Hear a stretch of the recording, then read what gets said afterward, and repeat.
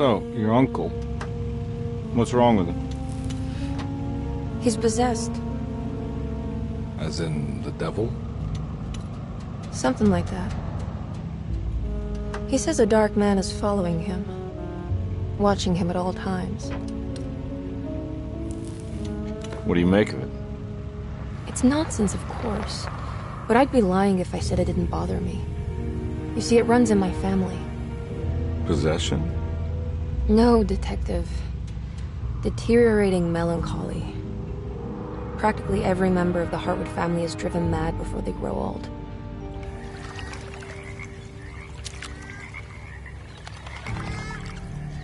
But Jeremy didn't kill himself. Is that why he's at your setup? Despite being convinced that he is truly possessed, he decided to put his last chips on Dr. Gray and his psychoanalysis, figuring he might stumble upon some cure.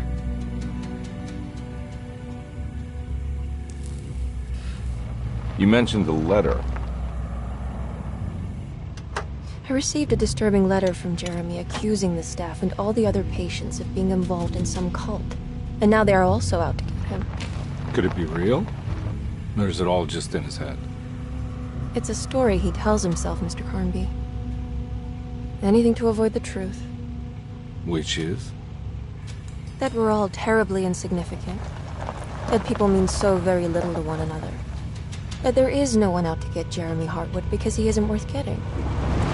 Here we are.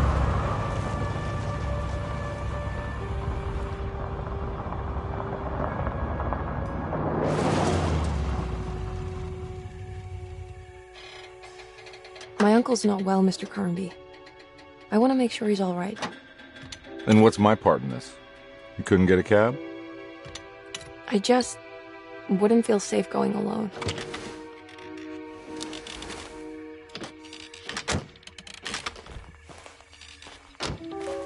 Did you bring a gun? Yeah. You think it'll actually come to that? No. But you might need to wave it around depending on how agreeable the staff will be. What exactly are we gonna do when we find Jeremy? I don't know. Let's just find him first.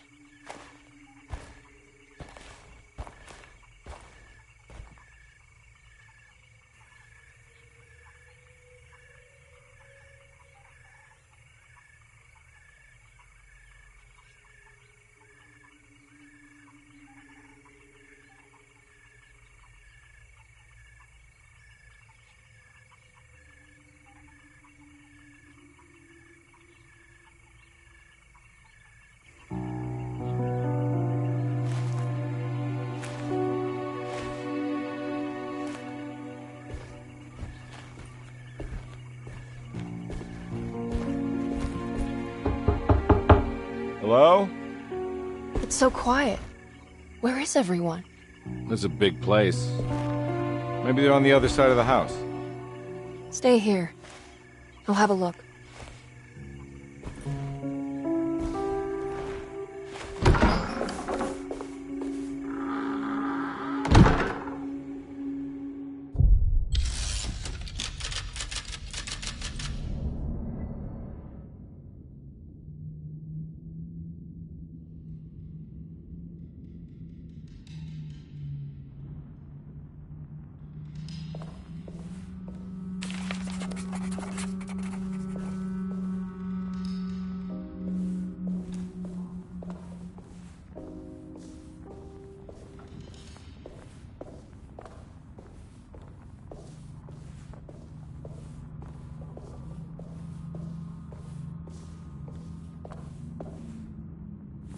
What's this?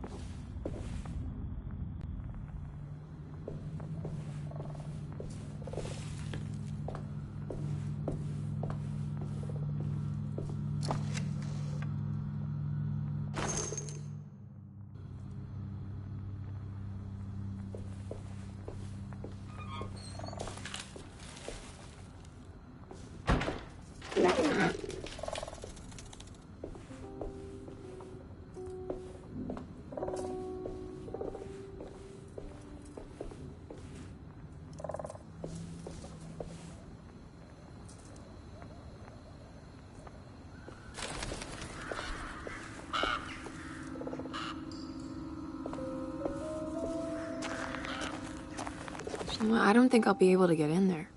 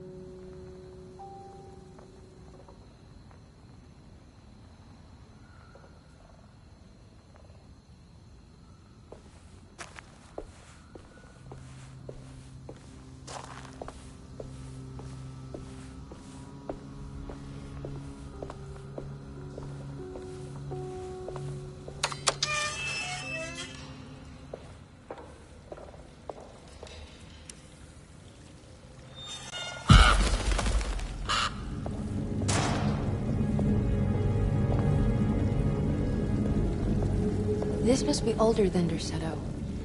They've built the house around it.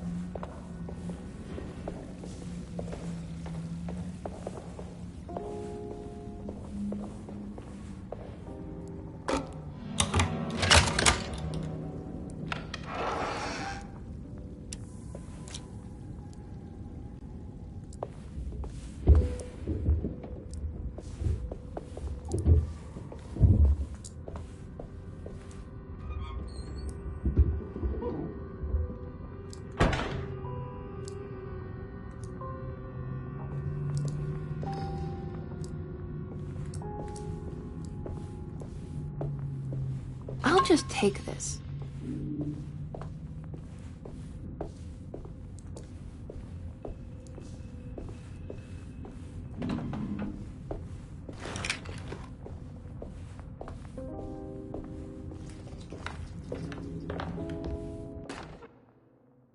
Every day your silence weighs a little heavier.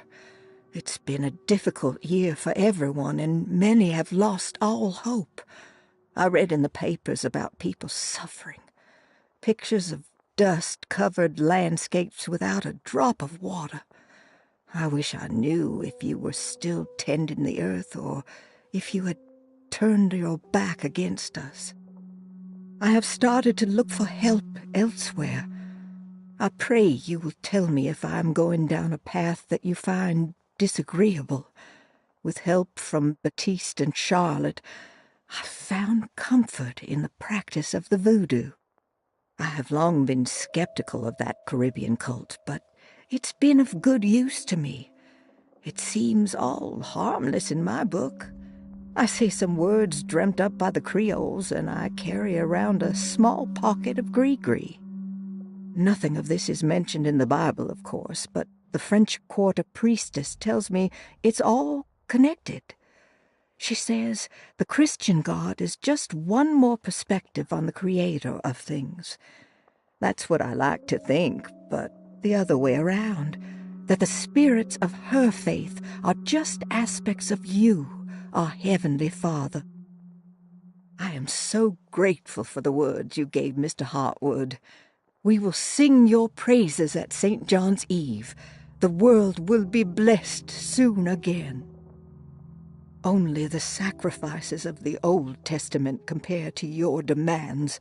Let it be the truth, a mother of earth, wood, and dirt. a mother of 1,000 young.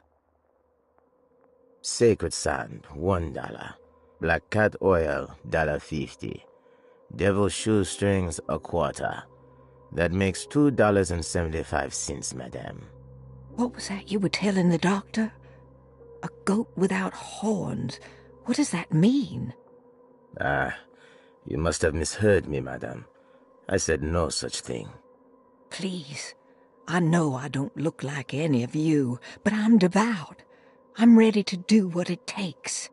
Do not be so eager to sacrifice the few things you have left, madame. Now please, leave my store. A goat without horns.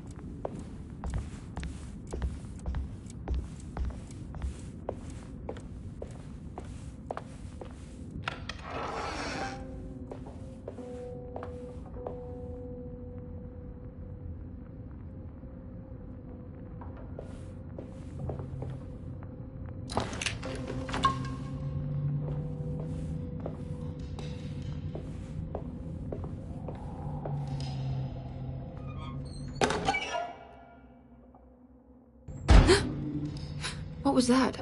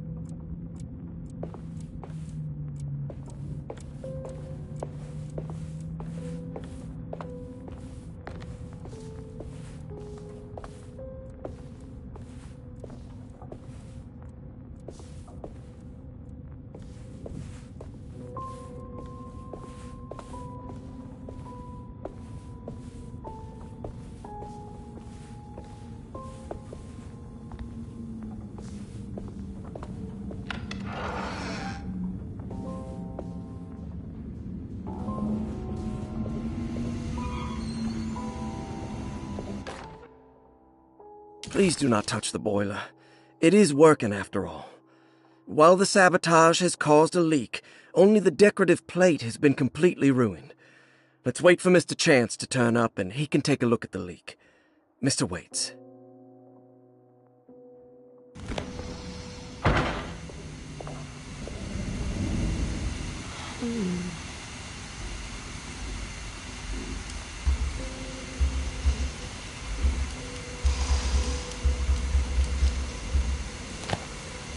That doesn't look safe.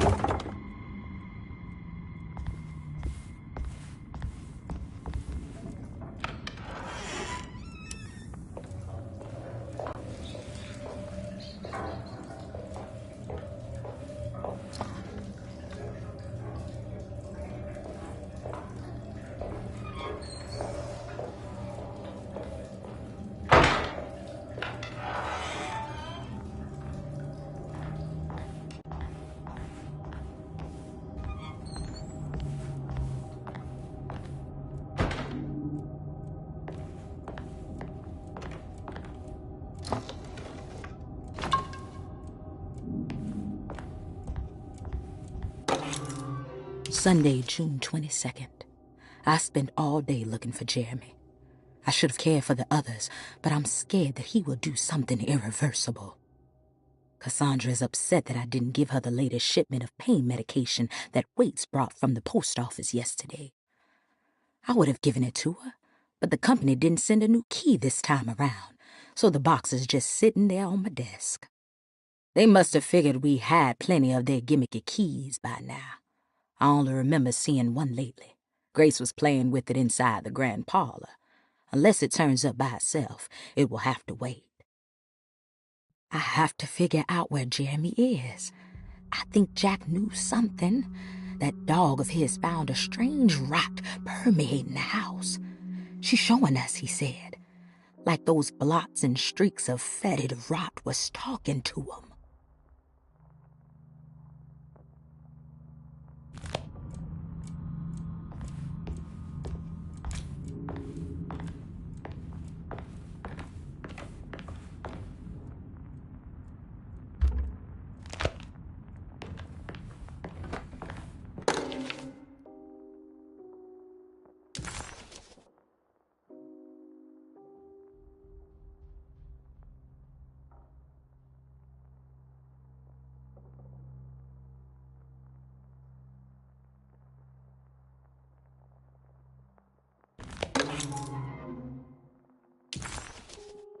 What's this?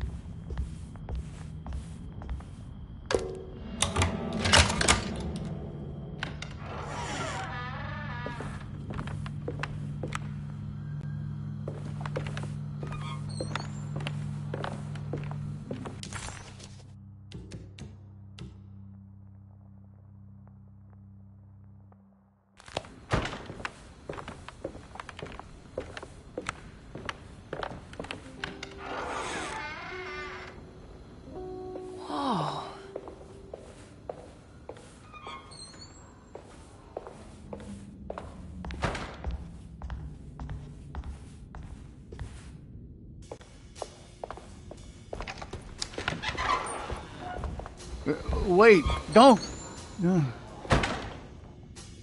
Excuse me?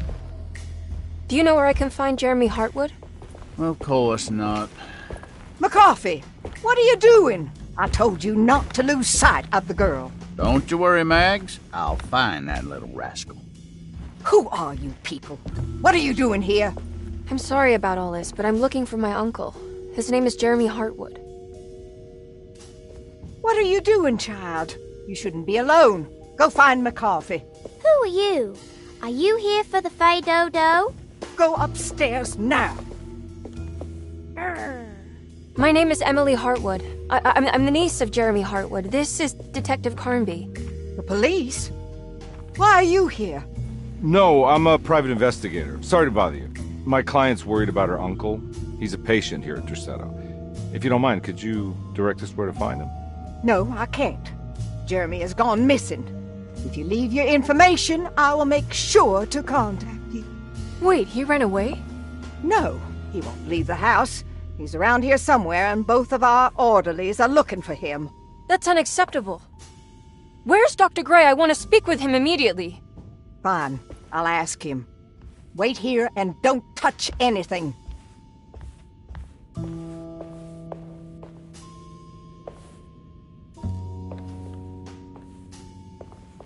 Do you want to see Jeremy's room?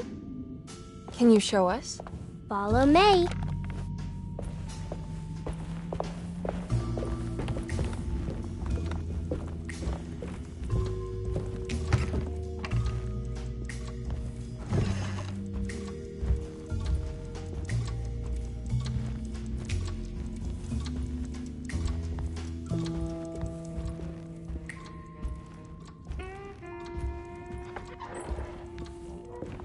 Thank you.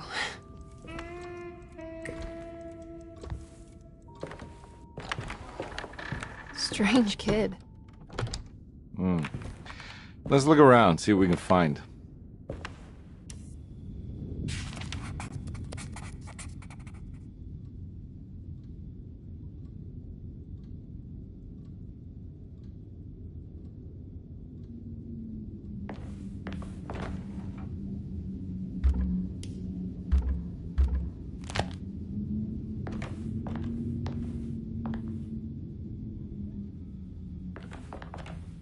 What kind of stuff are we looking for? I've never been part of an investigation before. Letters, diaries, receipts, all sorts of notes.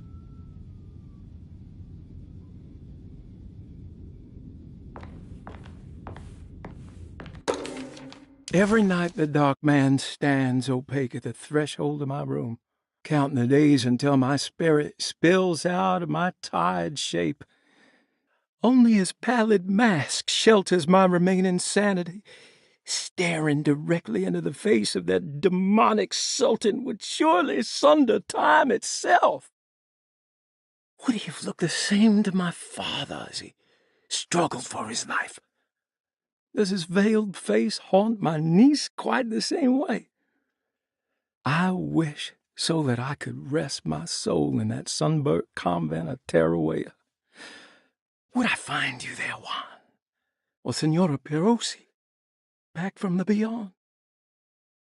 Every night I hide from him, moving from one misshapen memory to another. Scenes conjured out of fantasy and delirium. Places I struggle to even paint. I wish I understood your death, Senora.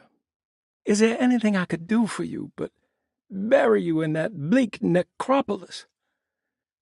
That triumphant chapel rising above the ledges and the oven vaults shall be your sepulchre, where you may rest, and I shall weep.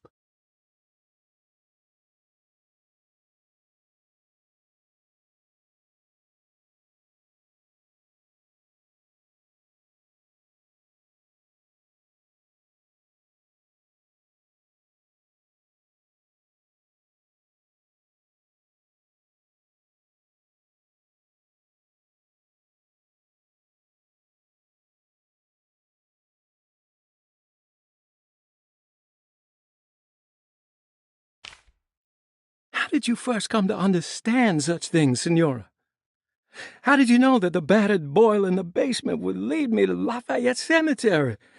Or how the old upstairs clock, with its astronomical motifs would take me to that hateful mound outside of Claremont Harbor. Those are my memories, my past. Is there perhaps a chance, if ever so small, for me to see Terrawaya? Oh, I want that more than anything. Please, let my talisman take me there. Let me sit with Juan under his Bodhi tree. Despite having sold me that talisman, Miss Jackson, the voodoo priestess, revealed none of her secrets to me. That's why I had to travel to Tonka. Instead, she cruelly told Baptiste, my caretaker, that he would be betrayed and killed in the most awful way, that the one he loved would pierce his thigh with a sharp spear, and that he would be devoured by his own mother. What a terrible thing to say. The people of Deseto were becoming dangerous. They do not understand what they are doing. I must do something to stop them. I tried talking to Dr. Gray, but he confuses my worries. He's caught up in treating me. How can he expect evil to be cured with medicine and conversation? The orderlies, the housekeeper, and the patients are all deranged. They will call upon evil to enter this world. All will be lost. Everything. Unless I can find the clerk, Mr. Waite. He seems to be a clear-thinking man. Maybe Beauregard.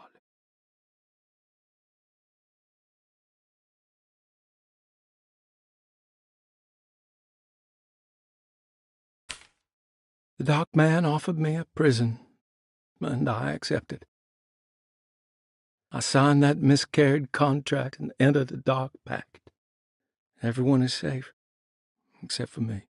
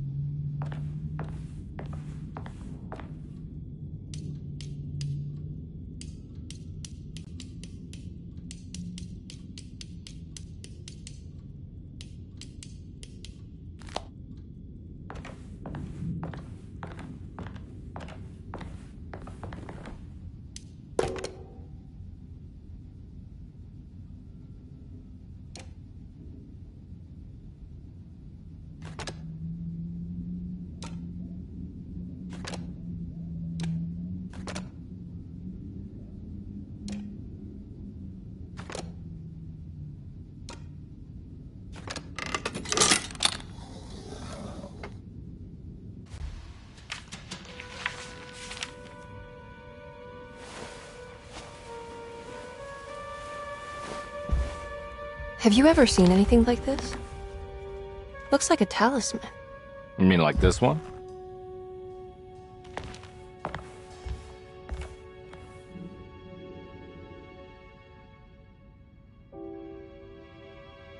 Can you find me a knife to cut the canvas? I want to take this with me. You want to take the painting? Sure, I'll find one.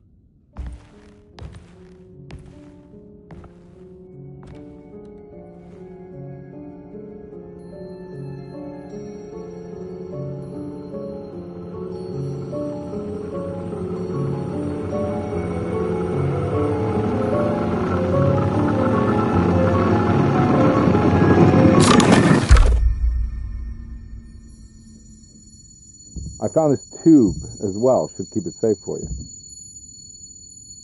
Do you want to carry it, or should I?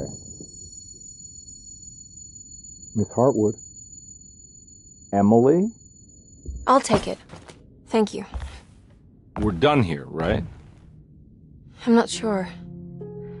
I don't know how to do any of this. Listen, I think we should talk to Dr. Gray. He must know something about what's going on around here. Okay. Let's do that.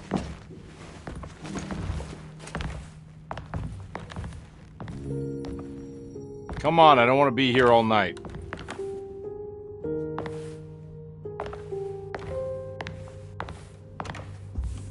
Detective Carnby? Where did...